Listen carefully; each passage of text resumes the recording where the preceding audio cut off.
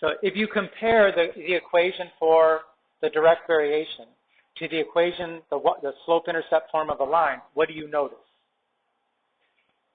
What does the K in this case is the slope, right? It takes the place of the M. It's the coefficient of X, so it is the slope, right? You don't see any number after the Kx.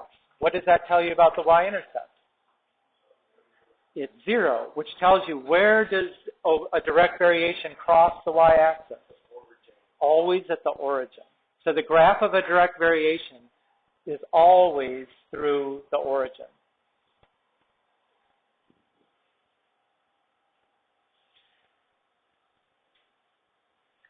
Right. So when we look at equations and try to tell whether or not they represent direct variations, what we're looking for is, do they have a constant term? Do they have a term that will turn into a y-intercept?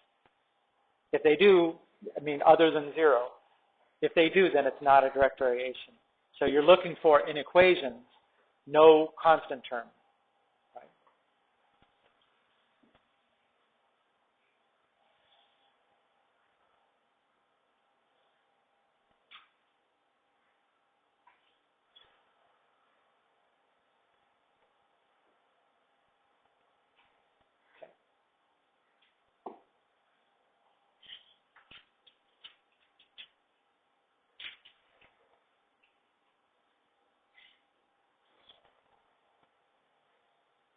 Okay.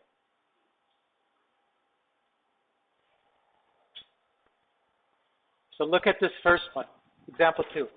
Is the first one a direct variation? Meaning, does it have a constant term? No, it doesn't. It has a y term, it has an x term. Those aren't constant terms, right? The second one is the example. That plus 3 is the constant term.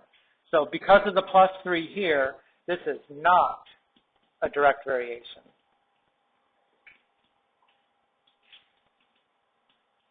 Right?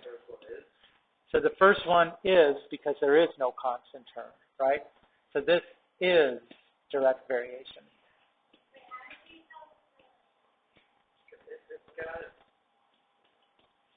If it has a term like that, a constant term, meaning a term without a variable, right, that's going to be a y-intercept that's not 0. That's plus 3 for a y-intercept. So it's not going through the origin. It's not a direct variation. This one doesn't have a constant term, so it will be a direct variation. Okay, what is the K? How would you find K in this case? Yeah, solve for y, right? In this case, if I solve that for y, I have y equals 2/3 x, right? And now, it definitely looks like a direct variation because there's no constant term at the end. What's K? 2/3. That is K. Okay, how about the letter C?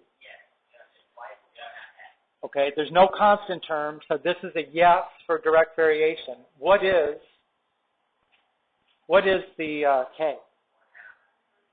Okay, it's 1/2. I think my pen is catching up. So think, if you're confused about this, just write it like 1/2 x.